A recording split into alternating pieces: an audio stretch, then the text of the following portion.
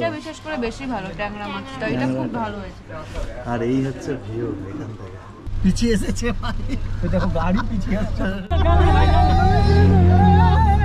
How's the juice? Hi sir. How's the juice? Hi sir. Let's go. কি ডাক্তারবাবু কি খবর? হাঁপিয়ে চাল লাঞ্চ অনেক ধরনের গাছ পাতা আছে, অর্কিড। নেতাজি কি এখানে ছিলেন? হ্যাঁ, কিন্তু বেশি দিন রাখতে পারে নাই।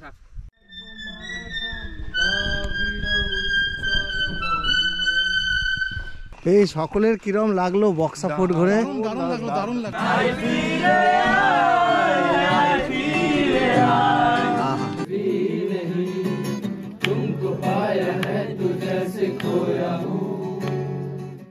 জয়ন্তী নদীতে এক হাঁটু জলে এরা স্নান করছে, ভাবুন খালি।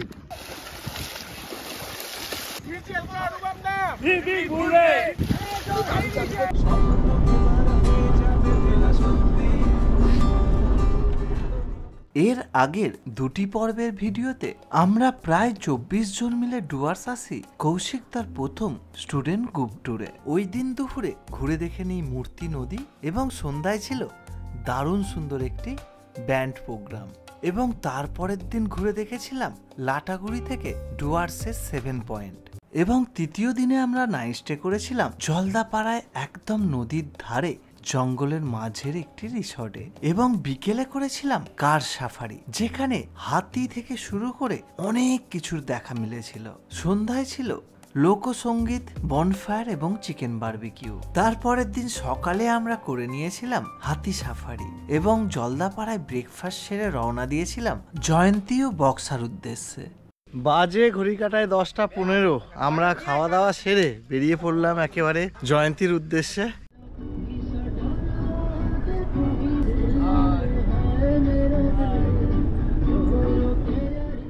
জলদাপাড়ায় আমরা যেখানে ছিলাম রিভার ইন কটেজ, ওখান থেকে জয়ন্তীর দূরত্ব মোটামুটি 75 কিলোমিটারের মতো।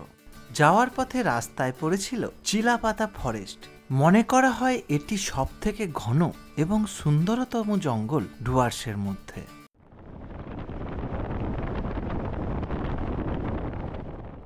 রাজা ভাতখাওয়া স্টেশনের উপর দিয়ে বক্সা ফরেস্টের মধ্যে দিয়ে আমরা চললাম জয়ন্তী রিভার বেডের উদ্দেশ্যে। আজকে রাত্রি যাপন হবে আমাদের নদীর ধারের একটি হোমস্টেতে।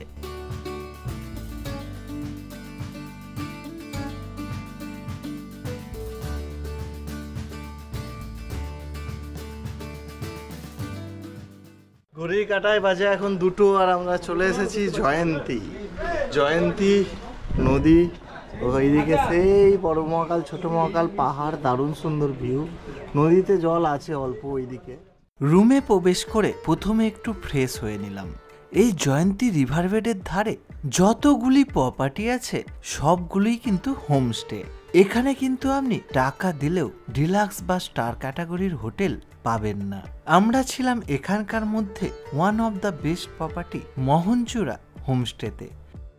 এই ভিউটা কিন্তু অসাধারণ, একদম পাহাড় সামনে আর আমরা আছি সমতলে। আজকের চলে এসেছে লাঞ্চ। ঝটপট স্নান সেরে লাঞ্চ করতে বসে গেলাম, কারণ এরপরে আমাদের আবার যেতে হবে বক্সা ফোর্ট ঘোরার উদ্দেশ্যে। লাঞ্চে ভাত, ডাল, আলু ভাজা, শাকের তরকারি তো ছিলই, তার সাথে ছিল লোকাল ট্যাংরা মাছের ঝাল এবং আর মাছ। এখানকার রান্নাবান্না নিয়ে কোনো কথা হবে না, দারুণ টেস্ট, দারুণ। প্রত্যেকটা খাবার এত টেস্টি করেছে না। আর দেখুন ছোট ছোট লোকাল ট্যাংরার ঝাল, ও ট্যাংরা মাছের ঝাল।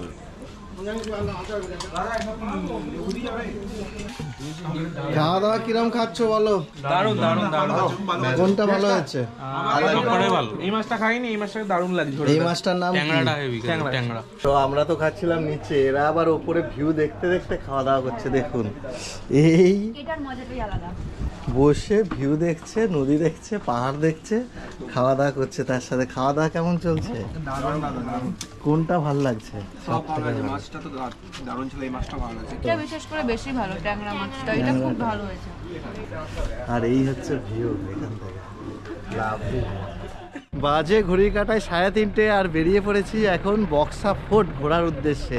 খাওয়া দাওয়ার পর মনে হচ্ছিল একটু শুই, কিন্তু ছেলেরা বললো যাবো ঘুরে আসবো, একবারই তো এসেছি। কি সকলে হাঁটতে পারবে তো খাওয়া দাওয়ার পর? ফুল এনার্জি। চলো দেখা যাক।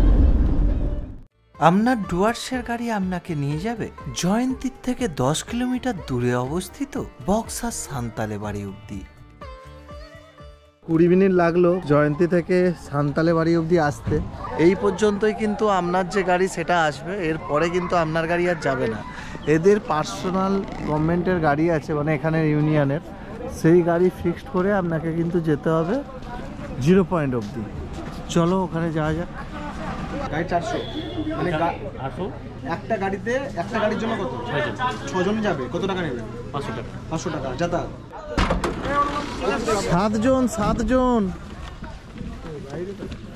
গাইড দিয়ে 7 জন করে একটা গাড়িতে বসছে। 4টে গাড়ি করে নেওয়া হয়েছে। গাড়ি নিচ্ছে পার আপ অ্যান্ড ডাউন 0 পয়েন্ট অবধি 500 টাকা করে, আর গাইড 400 টাকা। মানে 0 পয়েন্ট গেলে কম টাকা নেবে, আর বক্সা পোর্ট গেলে 400 টাকা করে। এখান থেকে 0 পয়েন্ট মাত্র 1.8 কিলোমিটার, কিন্তু এই রাস্তাটা প্রচণ্ড ঢালের কারণে হেঁটে ওঠা সম্ভব হয় না।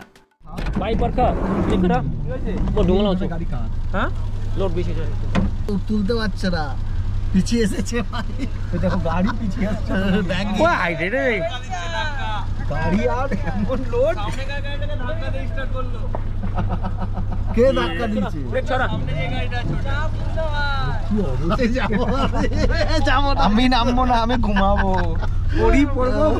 चल तू चल तू बसे जा नामो যে রাস্তা দেখো গাড়ি ছেড়ে দিবা।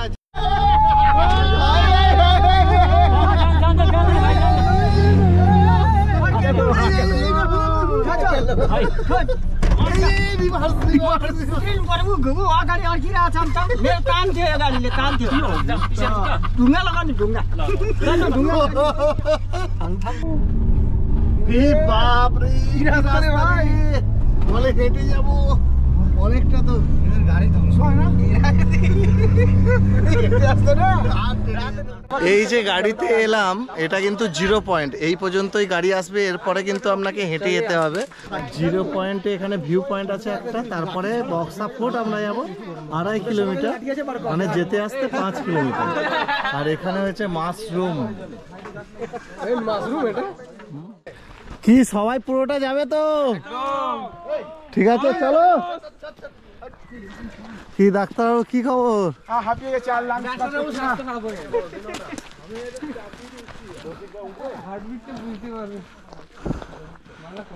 How's the juice? Hi sir. How's the juice? Hi sir. How's the juice? Hi sir. Let's go. Bhutan না চলো। এবার ওনাকে মিউচুয়াল করার জন্য কুচবেড়া থেকে বলেছিল, কিন্তু কুচবেড়া টাইগার রিজার্ভ ভিতরে অনেক ধরনের গাছপাত আছে, অর্কিড খুব ভীষণ ভীষণ মানে জাতের অর্কিডগুলো আছে। তো এটা অর্কিডটা ফুল হয়। 262 স্পিসিস অর্কিড আছে এখানে। কয়েকটা মেডিসিন তৈরি হয়। এটা ইংরেজি ভাষা থেকে অর্কিড বলে, আর বাংলা থেকে কেউ কেউ বলে পোড়া গাছ বলে। আর এখানকার যে এটাকে প্রমাণ করা আছে অর্কিডটাকে, মানে বাংলা থেকে কোথায় প্রমাণ করা আছে, চাউনপ্লাসের মধ্যে আইডেন্টিফাই করা আছে। ওইখানে জীবন্তী বলে লেখা আছে। অনেকটা হাঁটার পর একটা এরকম দোকান পড়েছে, এখানে এরকম বসার জায়গা আছে, বসে রেস্ট নিতে পারেন, হোমস্টেও আছে, থাকতে পারেন।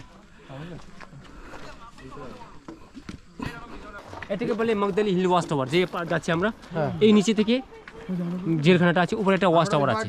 চল মানে আমরা এই পাহাড় থেকে ওই পাহাড় দিয়ে ঘুরে ঘুরে ওই পাহাড়ে যাব, ঠিক আছে? ওখানেই আছে বক্সা ফোর্ট। সোনা দানা চাল আটা যা কিছু এটার মধ্যে রাখতো, এটার মধ্যে রান্না করে কন্টেনার হয়ে যেত তখনকার যুগের মধ্যে। তো এখন কি হচ্ছে, এটা শখের জন্য মানুষ bamboo chicken, bamboo rice, bamboo biryani, bamboo bread এভাবে রান্না করে শখে খাচ্ছে। তখন তো বাধ্যতা হয়ে খাইতে লাগতো। তো এই জাতের বাঁশটা দিয়ে বক্সা কিল্লাটাকে বানানো ছিল ভুটান রাজা সন 1779 সাল থেকে। হাঁটতে হাঁটতে চলে এসেছি একটা ব্রিজের ওপর। দেখুন এইদিকে জল নেই, কিন্তু কোথাও জল নেই, কিন্তু ব্রিজের এই পারে গেলেই আপনি জল দেখতে পাবেন। জলটা আসছে মাটির নিচ দিয়ে, এসে এখানে বেরিয়ে যাচ্ছে। আর এই জায়গাটা আবার নিচে ঢালে নেমে এলাম, আবার পাহাড়ের ওপর উঠতে হবে। মানে আমরা যে ফোর্টের পাহাড়টাই এবারে ট্রেক করে উঠবো, পাহাড় চেঞ্জ হচ্ছে। ওই দেখা যাচ্ছে বক্সা ফোর্ট, ওখানে একটা শান্তি স্তূপা আছে আর উপরে লাল কালারটা ফোর্ট। চলুন জাস্ট ঘুরে ওইটা দিয়ে যেতে হবে। স্বাধীনতা সংগ্রামী ছিল টোটালি বেঙ্গলি কাস্টে ছিল, আদার্স অন্য কাস্টে কেউ রাজবন্দীরা ছিল না। আন্দামান জেলের মধ্যে বিভিন্ন কাস্টের রাজবন্দীরা ছিল, কিন্তু বক্সা জেলের মধ্যে টোটালি বেঙ্গলি কাস্টে ছিল। এখানে চাকি, দাস, রয়, চক্রবর্তী, নেতাজি কি এখানে ছিলেন? হ্যাঁ, কিন্তু বেশি দিন রাখতে পারে নাই। তো এটা আছে কবিগুরুকে জন্মদিনটাকে হ্যাপি বার্থডে উইশ করে রাজবন্দীরা এটা একটা চিঠি request লিখেছে। করেছিল, মানে কবি হিসাবে লেখা আছে, মানে ওনাকে রিকোয়েস্ট করেছিল।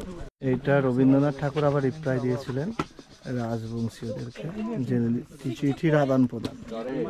চলুন উপরে যাই, এখনো ভেতরে ঢুকিনি। আর এইটা একটা বিশাল বড় মাঠ আছে কিন্তু এই ফোর্টের পাশেই, বেশ সুন্দর লাগবে। এই জায়গাটা পাহাড়ের মাঝখানে ঘেরা, পুরো একটা ভ্যালি টাইপের ছোট। এখানে তো জল আছে, এই ভিতর থেকে জল। এই ফোর্টে আসতে গেলে আপনাকে কিন্তু 2.5 কিলোমিটার হেঁটেই আসতে হবে। এই রাস্তায় কোনো যান চলাচল চলে না। এখানে অনেক লোকজনও থাকেন, তারাও কিন্তু ডেলি হেঁটেই যাতায়াত করেন। এটি ছিল আগেকার দিনে একটি রাজার ফোর্ট, কিন্তু ইংরেজরা এটিকে জেল হিসাবে ব্যবহার করেছিলেন। এখানে একটা টেলিগ্রাম বলে, তখনকার যুগের মধ্যে টেলিগ্রাম বলতে মেসেজ যে খবর পড়তো তার বলতো। এটা জেল ছিল বলে কেউ আক্রমণ করে বিপ্লবীদের যাতে নিয়ে না চলে যেতে পারে, সেই জন্য কিন্তু 3টে ওয়াচ টাওয়ার ছিল, এই পাহাড়ের মাথায়, এই পাহাড়ের মাথায়, এই পাহাড়ের মাথায়। সেইগুলো এখনো আছে, ওখানে থেকে গার্ড দিত এই জেলটাকে। ভাবুন খালি। বক্সা মেঘের গায়ে এখনো অব্দি নাম এভাবে রয়ে গেছে। বক্সা মানুষের গায়ের মধ্যে মেঘের গায়ে জেল, হ্যাঁ দেখবেন ক্লাস 9-এর মধ্যে পাবেন, 12-এর মধ্যে কিছু পাবেন হালকা। এই এত বড় জায়গাটায় টেনিস খেলতো ইংরেজরা, তো ভাবো। এদের যে ছিলেন এরা যখন সুভাষবাবু আমাদের দেশের জন্য লোকের জন্য করেছিল, এইটা তখন ছিল ফাঁসি ঘর। 3 ফুট মতন গর্ত ছিল, অন্ধকার ছিল, তো এখানে সিঁড়ি মতন ছিল। এইটা প্রফুল্ল চাকি, এটা বাঘাযতীন রায়, আর এটা সুভাষচন্দ্র বোস থাকতেন। এই 3টে রুমে 3জন বড় বড় বিপ্লবীদেরকে রাখা হয়েছিল হাই সিকিউরিটিতে, মানে পুরোপুরি আলাদা।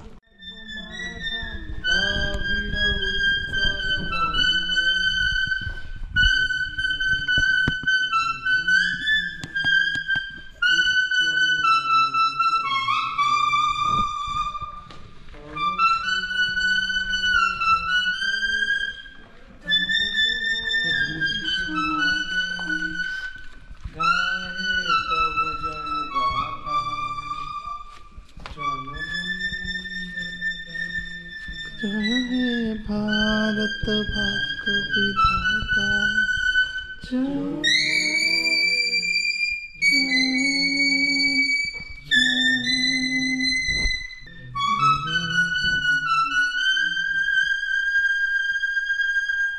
वंदे मातरम, वंदे मातरम, जय हिंद। जय हिंद।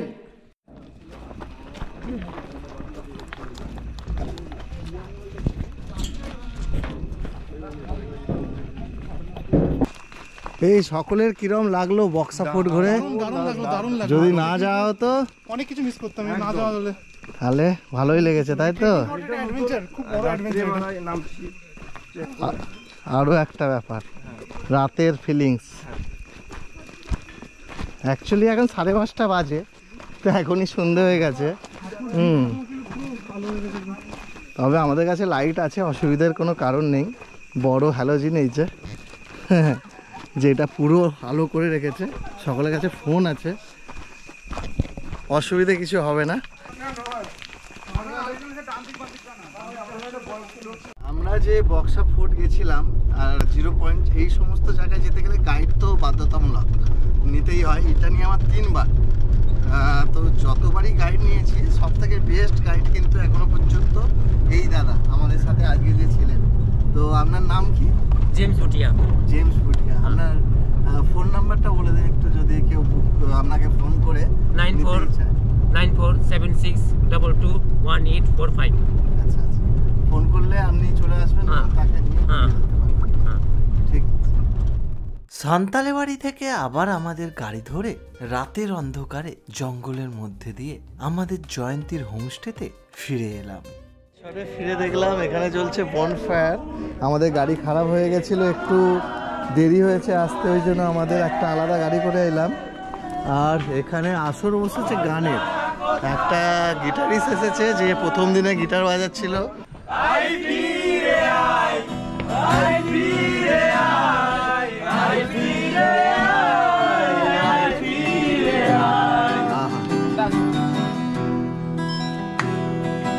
भीगी भीगी सी है रात, भीगी भीगी यादें, भीगी भीगी बातें, भीगी भीगी आंखों में कैसी नमी है।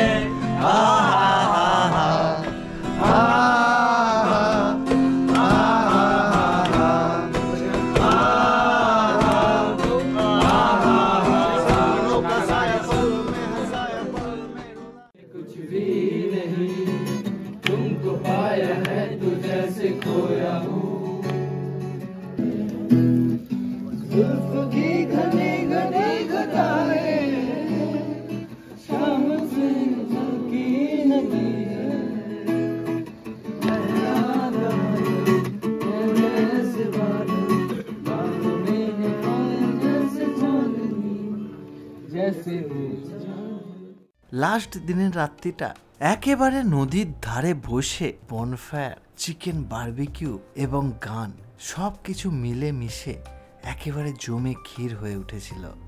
রাতের ডিনারে ছিল ওই দিন পোলাও, বেগুনি এবং চিকেন কষা। ডিনার সেরে চলে গেছিলাম একটু জয়ন্তী রিভার বেডে একদম নদীর ধারে ঘুরতে।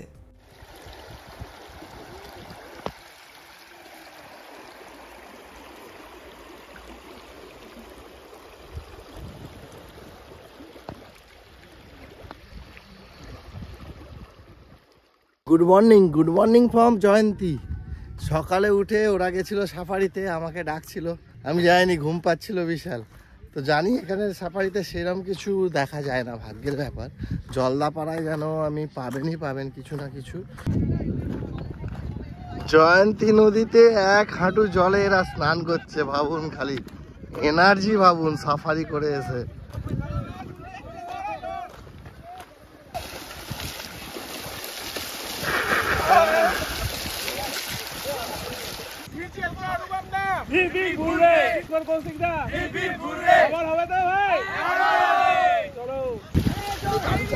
রোজ রোজ তেলে ভাজা খাওয়ার পর সকালের ব্রেকফাস্টে আজকে হয়েছে একদম সিম্পল।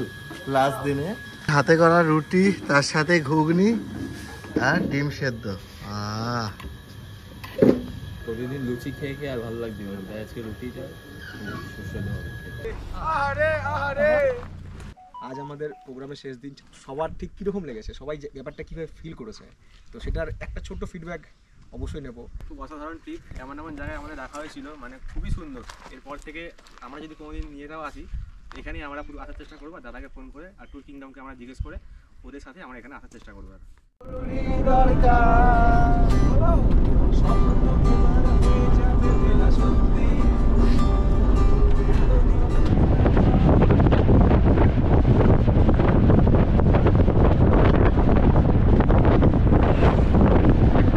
বাজে ঘড়ি কাটায় 1:45 আর চলে এসেছি কোচবিহারের রাজবাড়িতে। এখানে ক্যামেরা অ্যালাউ নেই। এই কোচবিহার রাজবাড়ির এন্ট্রি ফিস মাত্র 25 টাকা করে এবং খোলা থাকে সকাল 10টা থেকে বিকেল 5টা অবধি। প্রতি শুক্রবার কিন্তু কোচবিহার রাজবাড়ি বন্ধ থাকে।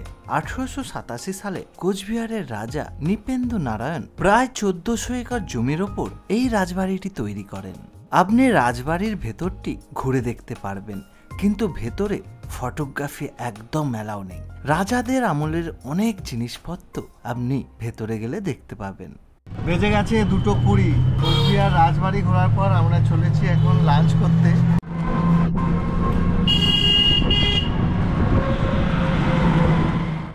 কোচবিহারের গোপাল কেবিনে আমরা চলে গেছিলাম দুপুরের মধ্যাহ্নভোজ সেরে নেওয়ার জন্য। সকলের জন্য ছিল ফিশ থালি। খাওয়া দাওয়াতে অনেকটাই লেট হয়ে গেল, 3:30 বেজে গেছে। এখন যাচ্ছি মদনমোহন মন্দির আর রাস মেলা। এখন হয় বিখ্যাত বিশাল বড় রাস মেলা। বেশিক্ষণ লাগবে না, টোটো ধরে চলে যাচ্ছি আবার। লাঞ্চ সারা এবং ট্রেন ধরার মাঝে আমাদের হাতে ছিল অল্প কিছুক্ষণ সময়। তার মাঝে ঘুরে নিয়েছিলাম কোচবিহারের বিখ্যাত রাসমেলা এবং মদনমোহন মন্দিরও।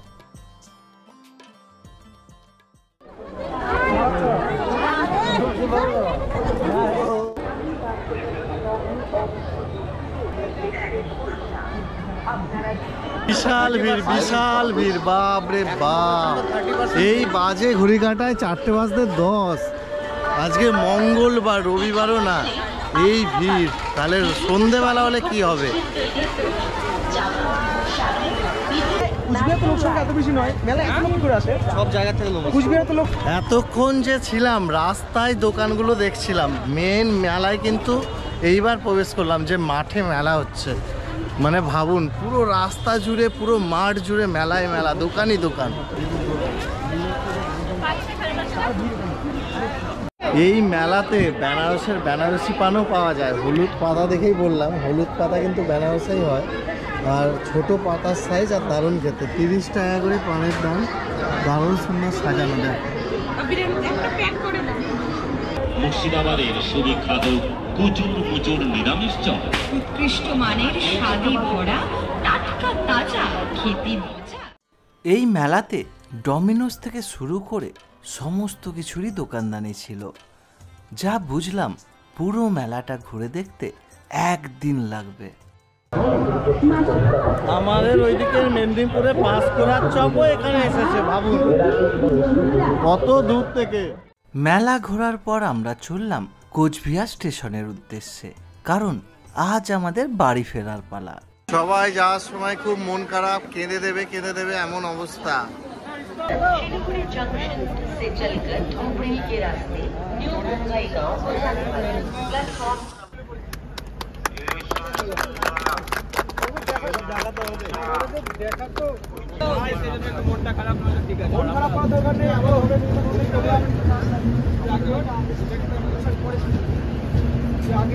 এই টাটা টাটা।